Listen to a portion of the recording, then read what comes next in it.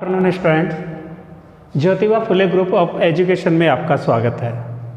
Geography की online classes आज से हम शुरू कर रहे हैं।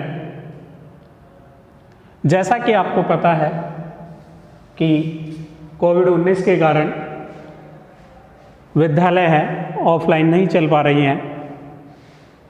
इसके कारण विद्यालय द्वारा काफ़ी प्रयास करने के बाद आप लोगों को किस प्रकार शिक्षा से या जो आपकी पढ़ाई है उसको सुचारू रूप से जारी रखने के लिए विद्यालय ने काफ़ी प्रयास के बाद आपको ऑनलाइन क्लासें दे रहे हैं।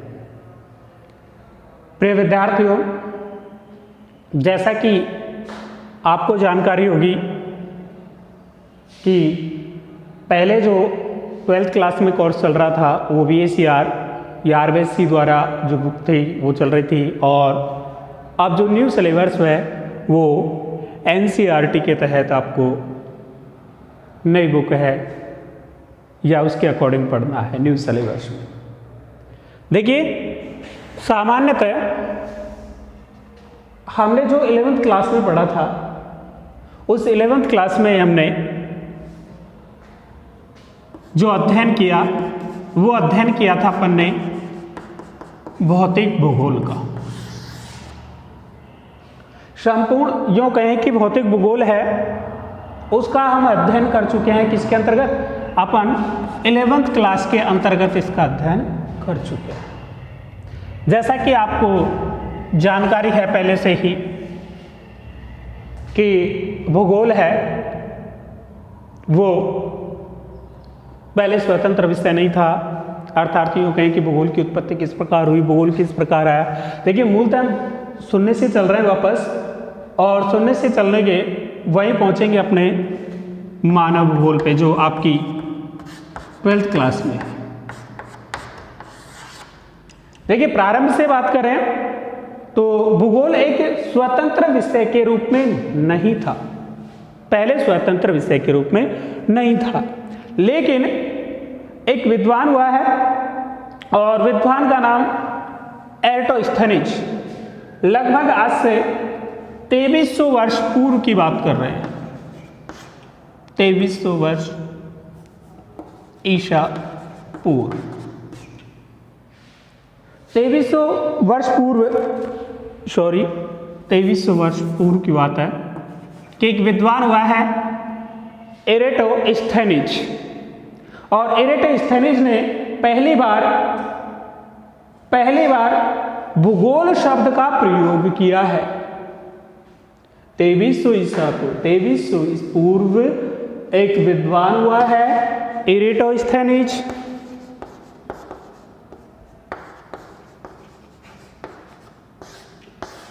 इसने पहली बार शब्द का प्रयोग किया है। शब्द है भूगोल।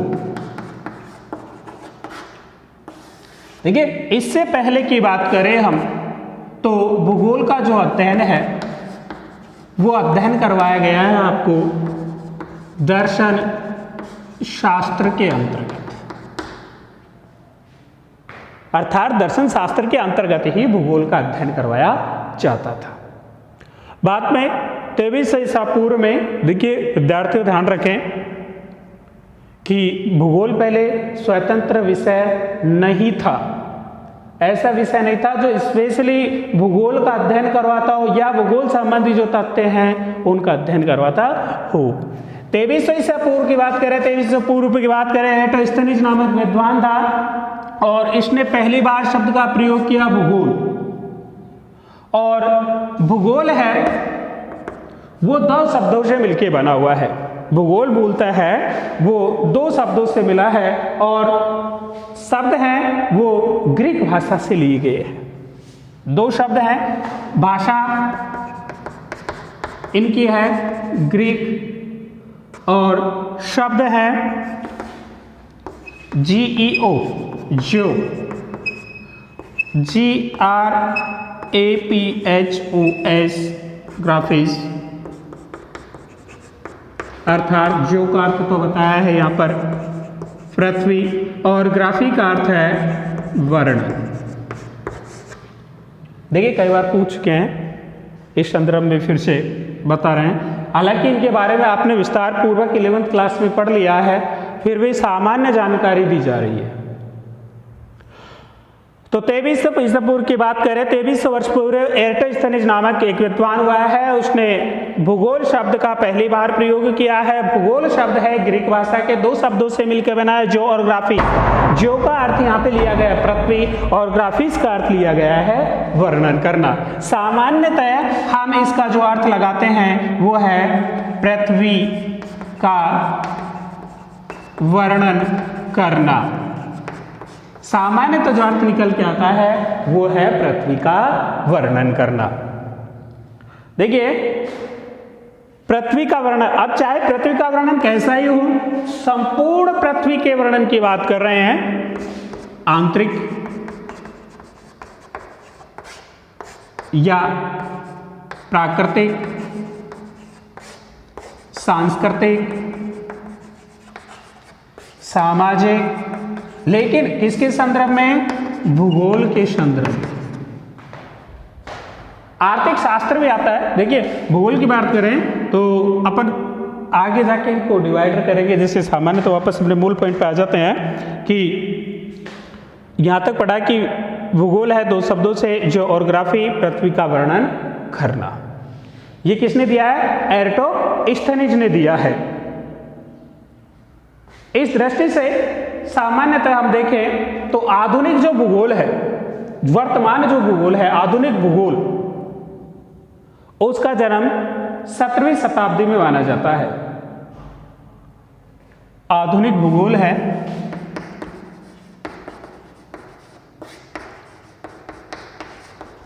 आधुनिक भूगोल है, इसका जन्म बताया गया है 17वीं शताब्दी में, जब कहा यूरोप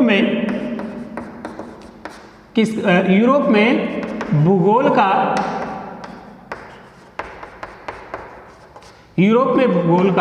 जन्म हुआ।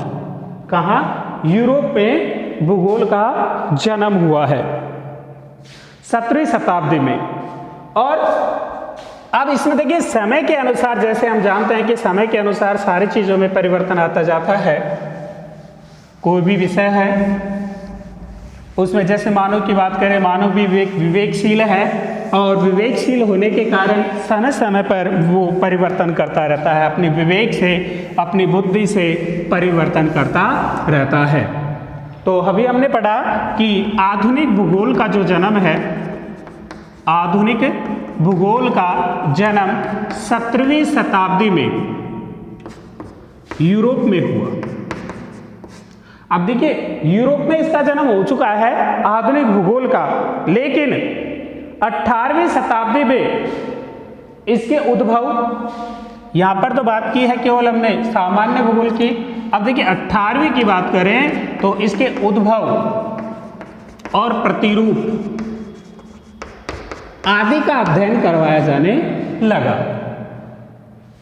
आदि जो है उनका क्या किया जाने लगा? यहाँ पर अध्ययन करवाया जाने लगा है। और 19वीं शताब्दी में सांख्यिकी, 19वीं शताब्दी की बात करें तो सांख्यिकी, नर जातियां, इनका भी इसमें अध्ययन करवाया जाने लगा है। किसमें? भूगोल के अंतर्गत। अर्थात हम ये कह सकते हैं कि 17वीं, 18वीं, 19वीं लगभग समय के अनुसार इसमें अन्य जो यूँ कहें कि प्रतिरूप या वस्तुएं या अन्य विषयों का समावेश समय के अनुसार करते गए। जैसे जैसे हमें आवश्यकता महसूस होती गई और हमने इसमें क्या किया? समावेश करते गए। 19वीं शताब्दी के अंत तक, देखिए 19वीं शताब्दी तक आ गए, 19वीं शताब्दी के अंत तक यूरोप में जो महाविद्यालय हैं उनमें भूगोल विषय का, 19वीं शताब्दी के अंत तक यूरोपीय महाविद्यालय में भूगोल का पृथक रूप से अलग से एक अलग विषय के रूप में अध्ययन कराया जाने लगा।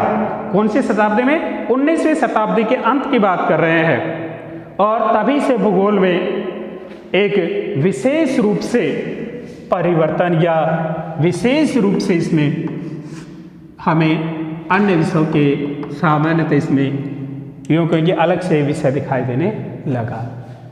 अब जैसे जैसे इसका विकास होता गया, देखिए 17वीं 18वीं 19वीं और अंत तक पहुंच गए, एक विकास का क्रम रहा। जैसे मानव है, क्यों वही बात है कि जन्म के बाद में अवस्थाएं होंगी, उसकी बाद शिशु अवस्था, बाल्य अवस्था, किशोर अवस्था, एक अवस्था, उनका भी क्रम चलता है, उसका भी विकास होता है मानव का। ठीक उसी प्रकार यहाँ पर भी विषय है, उसका क्या हो रहा है, विकास हो रहा है। जैसे जैसे मानव में भी परिवर्तन आते जाते हैं भाई, जैसे जैसे बड़ा होगा तो क्या होगा, उसमें भी परिवर्तन आते जाएंगे। तो यहाँ पर भी वैसे ही क्या हुआ कि समय के अनुसार भूगोल है, उसमें भी अन्य विषयों का समावेश होता गया और समावेश होने के कारण ही वो अलग बन गया और अलग बनने के बाद वो शाखाओं के रूप में विभाजित होने लगा। तब जब संपूर्ण यूं कहें कि यूरोप में स्वतंत्र रूप से प्रारंभ हो गया, तब भूगोल की शाखाओं के रूप में विभाजित होना प्रारंभ हुआ। अर्थात यूं कह सकते हैं अपन कि 19वीं शताब्दी में भूगोल है वो दो शाखाओं के रूप में विभाजित हो गया। कब से अपन चले 17वीं शताब्दी से और 19वीं शताब्दी के अंत में पहुंच गए हैं। एक क्रमिक विकास रहा है और 19वीं शताब्दी के अंत में आते आते भूगोल है वो दो शाखाओं के रूप में विभाजित हुआ। एक शाखा रही इसकी मानव भूगोल और दूसरी रही भौतिक भूगोल। देखिए सामान्यतः भौतिक भूगोल का अध्ययन हम 11वीं क्लास में कर चुके हैं, लेकिन मैंने सुनने से वापस बताया आपको कि भूगोल का जन्म है किस प्रकार हुआ है। तो दो शाखाओं के रूप में विभाजित हुआ, मानव भूगोल के रूप में और भौतिक भूगोल के रूप में। प्राकृतिक संबंधी तथ्य है, जैसे पर्वत है, पठार है, मैदान है, नदियां हैं, ज्वालामुखी है, भूकंप है, पृथ्वी की आंतरिक संरचनाएं हैं, इन सबकी जो जानकारी हमें प्राप्त होती है वो मुख्य रूप से भौतिक भूगोल के अंतर्गत प्राप्त होती है। एक विषय रहा जिसके अंतर्गत केवल हमें जो हमारे प्राकृतिक परिदृश्य है, हमें जो दिखाई देता है, जो वातावरण है हमारा, उनसे संबंधित जो अध्ययन करवाया जाता है एक क्रमिक होगा। जैसे पर्वत है, पठार है। पर्वत की बात करें तो जैसे अपन ने बात की थी कि विकास हुआ किसका, एक भूगोल का विकास हुआ क्रम से, वैसे ही इसमें भी जैसे पर्वत की बात करेंगे तो पर्वत का निर्माण का क्रम चलेगा। इसमें भी जैसे अवस्थाएं बताई थी मैंने कि जन्म के बाद में शैशवावस्था के बाद में बाल्यावस्था के बाद में किशोर अवस्था, उसी प्रकार यहाँ पर भी जो पर्वत हैं इनका भी क्रम चलता है कि पर्वतों का किस प्रकार तो उत्थान होगा और किस प्रकार इनका पतन होगा। देखिए उत्थान और पतन ये भी क्रमिक चलेगा। उत्थान का भी एक सीरियल होगा, ऐसे नहीं है कि एक साथ उत्थान हो गया, क्रमिक रूप से उत्थान और पतन भी धीरे धीरे रूप से होता है। तो मैं ये कहूँगा कि भौतिक भूगोल के अंतर्गत प्राकृतिक रूप से जो हम सामने देखते हैं उनका अध्ययन करवाया जाता है। दूसरी शाखा जिसका हम अध्ययन करेंगे 12th क्लास के अंतर्गत वो है आपकी मानव भूगोल। कौन सी भूगोल? मानव भूगोल। देखिए एक प्रकार में तो हमने पढ़ा भौतिक भूगोल और दूसरी तरफ मानव भूगोल। तो मानव भूगोल के अंतर्गत क्या करेंगे कि जैसे हमने पढ़ा कि भौतिक भूगोल, तो भौतिक धरातल है, सामान्य पर्यावरण है, उसका और मानव दोनों का एक तरफ तो क्या होगा इसमें मानव होगा और दूसरी तरफ क्या हो जाएगा इसमें हमारे जो प्रकृति है, धरातल है, उसको सम्मिलित कर लेंगे। अर्थात यूं कहे कि मानव भूगोल किसे कहते हैं, तो सामान्यतः हम सामान्य अर्थ में कह सकते हैं कि मानव और प्रकृति के बीच, मानव और धरातल के बीच एक अन्योन्य क्रिया होती है। अर्थात मानव अपने विवेक से, मानव क्या लगाता है, अपना विवेक काम लेता है और प्रकृति क्या करती है, जैसे उसे अवसर प्रदान करती है। आगे हम जो विचारधारा है उनके अंतर्गत पढ़ेंगे। तो सामान्यतः हम ये कहेंगे कि मानव भूगोल है वो प्रकृति और मानव के बीच जो अंतःक्रिया होती है उसका अध्ययन करवाती है और उसे ही हम मानव भूगोल कहते हैं। सामान्यतः अर्थों में कह सकते हैं, लेकिन भिन्न भिन्न विद्वानों ने यहाँ पर भी क्या किया है, अपनी अपनी परिभाषाओं में विभाजित किया है या अपने अपने शब्दों में इसे यूँ कहेंगे परिभाषित किया है। लेकिन सामान्यतः हम जो देखेंगे आप समझने की दृष्टि से वो यही कहेंगे कि मानव और प्राकृतिक के बीच दोनों के बीच अंतर संबंध है, अन्योन्य क्रिया है, उसको ही हम मानव भूगोल के अंतर्गत रखते हैं। जैसे आधुनिक मानव भूगोल है, इसका जनक माना जाता है फ्रेडरिक रेटजेल को। फ्रेडरिक रेटजेल है ये मानव भूगोल के जनक रहे हैं। और फ्रेडरिक रेटजेल के अलावा इनके एक शिष्य है एलन सी सैंपल। एलन सी सैंपल के शिष्य है, वो भी मानव भूगोल को परिभाषित करती है। आधुनिक भूगोल के अंतर्गत जैसे रेटजेल अपनी परिभाषाएं देते हैं कि मानव समाज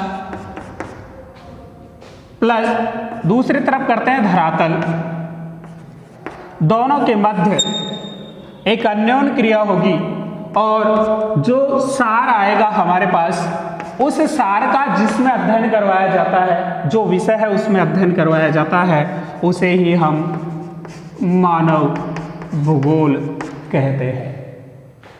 यह है फ्रेडरिक रेटजेल के अनुसार। जैसे उनके शब्दों में कहा गया है कि मानव भूगोल मानव समाज और धरातल के बीच, कि मानव भूगोल मानव समाज और धरातल के बीच संबंधों का संश्लेषित अध्ययन ही मानव भूगोल है। इसी प्रकार इनकी जो शिष्य थी एलन सी सैंपल, उन्होंने भी कहा है कि मानव भूगोल अस्थिर पृथ्वी अस्थिर और चंचल मानव, दो शब्द प्रयोग किए। जैसे रेटजेल ने तो कहा एक तरफ मानव समाज और दूसरी तरफ धरातल, वहीं एलन सी सैंपल ने कहा है कि अस्थिर पृथ्वी और दूसरी तरफ है चंचल मानव। देखिए स्वभाव है मानव का कि वो चंचल है और कुछ न कुछ वो अपने विवेक से या कुछ न कुछ सोचता रहता है और करता रहता है। जैसे एक बच्चा क्लास में होता है और क्लास में बैठे बैठे ऊपर फैन की ओर देखता है, तो सामान्य तो सोचता है कि आखिर फैन चलता क्यों है, क्या कारण है, तो उसके दिमाग में एक प्रश्न चलता है और वो सोचता है क्यों चलता है, क्या है, और उसका रिसर्च करता है, अर्थात उसके बारे में जानकारी इकट्ठी करता है। तो चंचल मानव है, कुछ न कुछ कार्य करता रहता है। और दूसरी तरफ कहा है अस्थिर पृथ्वी, स्थिर नहीं है, पृथ्वी कैसी है, अस्थिर है। देखिए अस्थिर का मतलब यहाँ पर यह है कि जहां आज पठार है वहां हो सकता है कल मैदान हो सकता है नदियां हो सकता है कोई पर्वत हो, अर्थात क्या है, अस्थायी है। एक समान रूप से नहीं है कि स्थिर हो गया, कि सामान्य तो स्थिर रहेगी, इसके अलावा कुछ नहीं होगा। तो चंचल मानव अस्थिर पृथ्वी दोनों के मध्य जो संश्लेषित अन्योन्य क्रिया है, उसका अध्ययन ही मानव भूगोल कहलाता है। ये परिभाषा है एलन सी सैंपल के अनुसार। तीसरी परिभाषा जो दी है विडाल डी लाब्लॉस ने, विडाल डी लाब्लॉस कहते हैं कि प्रकृति और मानव, कि एक तरफ प्रकृति है और दूसरी तरफ क्या है, मानव है। कि प्रकृति मानव को अन्योन्य क्रिया द्वारा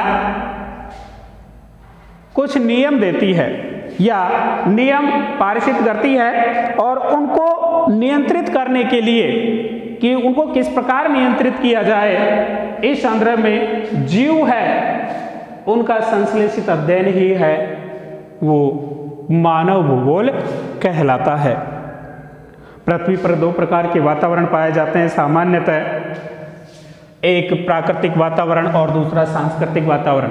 प्राकृतिक वातावरण तो प्रकृति प्रदान करती है और सांस्कृतिक वातावरण है वो मानव अपने अनुसार परिवर्तित करता रहता है। जैसे बात करें कि प्रकृति ने हमें प्रदान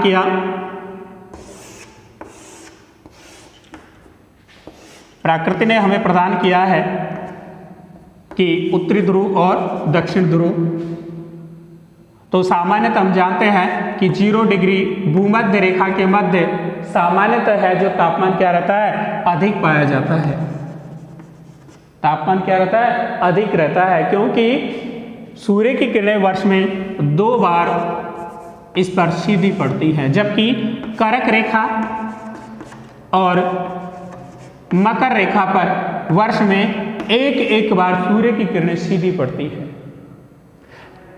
ध्रुवों की बात करें तो सामान्यतः ध्रुवों पर कैसा पाया जाता है? हमेशा ठंड पाई जाती है, शीत पाई जाती है। इधर भी क्या पाई जाती है? शीत। उत्तरी गोलार्ध हो या दक्षिण गोलार्ध, ध्रुव कोई से भी हो, कहा जाता है 6 महीने के दिन और 6 महीने की रातें होती हैं। क्यों? क्योंकि सूर्य का प्रकाश से यहाँ पर नहीं पहुंच पाता है, सूर्य का प्रकाश ध्रुवों पर नहीं पहुंच पाता है, जिसके फलस्वरूप क्या होगा? जिसके फलस्वरूप ये होगा कि यहाँ पर जो पेड़ पौधे या प्राकृतिक जो है पेड़ पौधे हैं, जीव है, खनिज है, वो क्या होंगे? भिन्न भिन्न प्रकार के पाए जाएंगे। जबकि जहाँ पर तापमान अधिक है यहाँ पर क्या होगा? भिन्न भिन्न प्रकार के पेड़, इनकी ऊंचाई, या फिर यूँ कहें कि यहाँ का वातावरण या अर्थात यहाँ की जलवायु क्या हो जाएगी? भिन्न हो जाएगी। तो ये किसका है? जैसे प्रकृति ने कहा ना, प्राकृतिक वातावरण और सांस्कृतिक। अब मानव स्वयं क्या है? इसके अनुसार ढलना प्रारंभ कर देता है। भाई जैसा उसको वातावरण मिलता है वैसे वो ढलना प्रारंभ करता है। जैसे ध्रुवों की बात की तो ध्रुवों पर क्या हुआ कि शीत ऋतु थी। अब शीत ऋतु में क्या होता है? जैसे एक जनजाति पाई जाती है एस्किमो जनजाति, एक जनजाति है एस्किमो जनजाति और दूसरी है बुशमैन जनजाति। अब क्या है कि सामान्यतः है जो एस्किमो जनजाति है वो टुंड्रा प्रदेशों में निवास करती है, और टुंड्रा प्रदेशों में निवास करने के कारण, जैसे टुंड्रा प्रदेशों में निवास करने वाली जो जनजाति है एस्किमो जनजाति, अपने आप को क्या करती है? समायोजित करती है जैसा उसको वातावरण मिला है। भाई वहां पर ठंड है तो वहां के लोग क्या है? अपने आप को, वहां के खान पान है, वहां की जो पहनने का है, उनका क्या हो जाता है? अलग हो जाता है। भाई ठंड पड़ेगी, इन्होंने अपने आप को क्या समायोजित किया, अपने आप को अनुकूलन किया। जैसे सामान्यतः उदाहरण देखिए तो हमारे आसपास या कोई, जैसे भी हमारे आसपास कई बार ये देखते हैं कि काफ़ी दूर से आया है, कि अलग जलवायु से आया, बोला यहाँ 4-5 दिन लगेंगे एडजस्ट होने में। कहा जाता है सामान्यतः कि कोई व्यक्ति है बाहर से आया है, बोले 4-5 दिन यहाँ की जलवायु है, खान पीन है वहाँ का अलग है, यहाँ का है तो थोड़ा टाइम लगेगा। वैसे ही यहाँ पर है, इन्होंने क्या अपने आप को समायोजित कर लिया है, अब ये यहाँ के अनुसार हो गए। वैसे ही बुशमैन जनजाति की बात करें कि दक्षिण अफ्रीका के कालाहरी मरुस्थल में, दक्षिण अफ्रीका के कालाहरी मरुस्थल में गर्म मरुस्थल है, और गर्म मरुस्थल होने के कारण यहाँ पर लोग भी क्या पाए जाते हैं? कम पाए जाते हैं। लेकिन एक विशेष जनजाति है बुशमैन जनजाति, और बुशमैन जनजाति है वो दक्षिण अफ्रीका के कालाहरी मरुस्थल में निवास करती है। देखिए दोनों विपरीत स्थितियां हो गई हैं। एक स्थिति तो ये होगी कि ये लोग कहाँ रहते हैं? ठंड में रहते हैं, बिल्कुल जहाँ पर बर्फ जमी रहती है, तापमान लगभग 0 डिग्री सेंटीग्रेड रहता है। और दूसरी तरफ बात कर रहे हैं हम किसकी? बुशमैन जनजाति की, कि वो सामान्य तो जो तापमान है वहाँ का अधिक पाया जाता है और उसमें अपने आप को क्या करती है? समायोजित करती है। देखिए दोनों के खान पीन, रीति रिवाज, परंपराएं, अर्थात प्रकृति ने जैसा इनको दिया है उसके अनुसार क्या हो गए? ढल गए, अपने आप को इन्होंने ढाल लिया है। अर्थात क्या हुआ? प्रकृति ने हमें जो अवसर प्रदान किया, मानव ने उसी प्रकार उसका प्रयोग किया और प्रयोग करने के बाद अपने आप को समायोजित कर लिया है। देखिए मानव का प्रकृति अर्थात मानव है वो धीरे धीरे क्या हो गया कि एक विचारधारा है, सामान्यतः कहा जाता है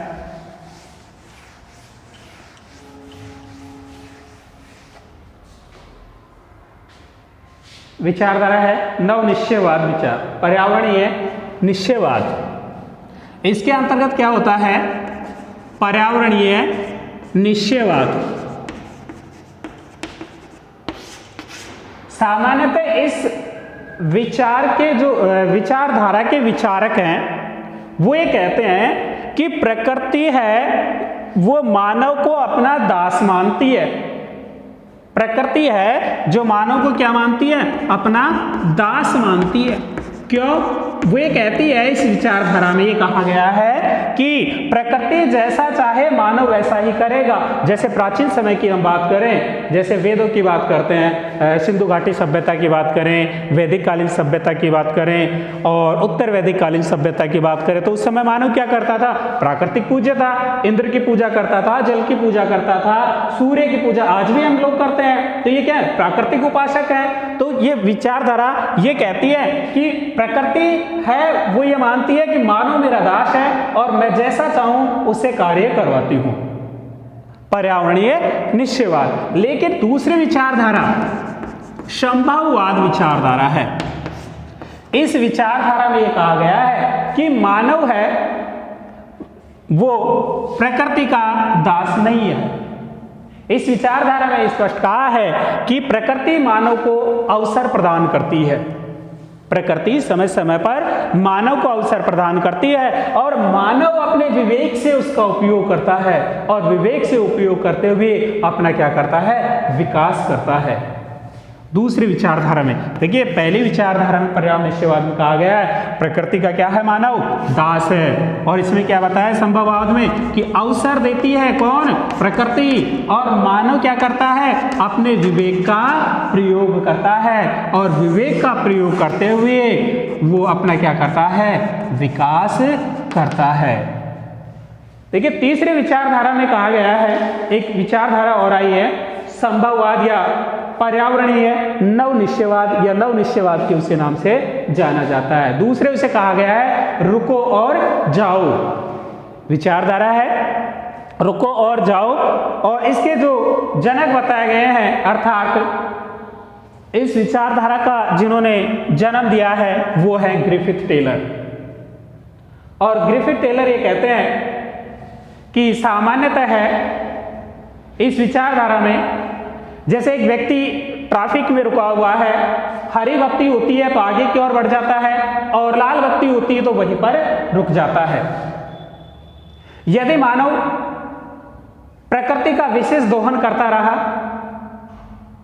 तो प्रकृति उसे अपने आप यूं कहें कि अपने आप समायोजित कर लेगी। क्योंकि सामान्यतः आज हम देख रहे हैं ग्लोबल वार्मिंग है या पर्यावरण प्रदूषण है, हमने क्या किया है? प्रकृति को अपना दास मान लिया है। देखिए, पहले तो कहा है क्या न पर्यावरण निश्चयवाद में कि प्रकृति दास किसको मानती है? मानव को। संभववाद में कहा है कि प्रकृति अवसर देती है, मानव अपने विवेक से प्रयोग करता है और अपना विकास कर लेता है। लेकिन रुको और जाओ में ये कहा गया है यदि मानव प्रकृति का विशेष रूप से प्रयोग करेगा तो प्रकृति भी उसका उतना ही या यूं कहे कि दुष्प्रभाव दिखाएगी। यदि मानव उसका अति उपयोग करता है तो प्रकृति भी उसे हानिकारक या यूं कहे कि कुछ न कुछ उसे भुगतना पड़ेगा। जैसे वर्तमान में हम देख रहे हैं, अभी मैंने उदाहरण दिया था आपको, ग्लोबल वार्मिंग धीरे धीरे क्या हो रहा है? तापमान बढ़ता जा रहा है। सामान्यतः हम देखते हैं कि एक वर्ष में लगभग 1 सेंटीग्रेड तापमान की वृद्धि हो जाती है। कहा गया है कि इसी प्रकार यदि तापमान में वृद्धि होती गई तो बर्फ का जो हिमालय की बात करें या अन्य जो हमारे पास बर्फ से पर्वत है वो क्या होंगे? तापमान के कारण पिघलना प्रारंभ हो जाएंगे। तापमान अधिक होगा, पिघलेंगे, पिघल के क्या होगा? जल कहाँ आएगा? महासागरों में आएगा। अब देखिए, जल अधिक मात्रा में पिघला तो क्या होगा? बाढ़ की संभावनाएं होगी, और बाढ़ की संभावनाएं होगी तो जल क्या है? तीव्र गति से होगा और आसपास के क्षेत्र है वो क्या हो जाएंगे? तहस-नहस हो जाएंगे। जल कहाँ जाएगा? महासागरों के पास जाएगा या महासागरों में। अब देखिए, सामान्यतः हम ये पढ़ते हैं कि महासागरों वाले क्षेत्र है वहां पर बड़े शहर, ये पहली बात तो वहां पर जनसंख्या अधिक पाई जाती है, दूसरा वहां पर अत्यधिक विशाल नगर पाए जाते हैं। तो सामान्यतः महासागरों का क्या होगा? जल स्तर ऊंचा होता जाएगा और जल स्तर होगा तो आसपास के क्षेत्र क्या होंगे? जलमग्न हो जाएंगे, जिससे हम ये कहें कि पृथ्वी पर एक विकट समस्या दिखाई दे रही है। तो कुल मिला के अपन इस विचारधारा में कह सकते हैं कि मानो ये समझे कि मैं प्रकृति को अपना दास बना लूं तो ये संभव नहीं है। किस विचारधारा में? रुको और जाओ में। तो ग्रिफिथ टेलर ने कहा कि मानव ना तो प्रकृति का दास है और ना प्रकृति मानव की दास है। इस तरह तीनों विचारधाराएं रही। आगे की क्लास है हम कल लेंगे। आज के लिए इतना ही। देखिए प्रिय विद्यार्थियों, जितना मैंने पढ़ाया है, जितना समझाया है, एक बार बुक्स में ज़रूर देखें। साथ में मैं इसके PDF फाइल है वो लिंक करके आपको नोट्स के रूप में सेंड करूँगा। जैसे व्हाट्सएप ग्रुप है तो ग्रुप में, या फिर ऐप पे आपको PDF फाइल मिल जाएगी। समझने का प्रयास करें, जितना पढ़ाया है उसे बार बार पढ़ें, और नहीं समझ आता है तो अगली कक्षा में जब हमारे लगे तो उसमें डिस्कस करेंगे। कमेंट्स वगैरह हैं, आपकी जो भी प्रॉब्लम है उसमें बताएं। आप यूँ कहें कि कमेंट्स में लिख सकते हैं और लिख के बताएं, अगले वीडियो में आपकी उसके साथ सॉल्यूशन किया जाएगा। धन्यवाद।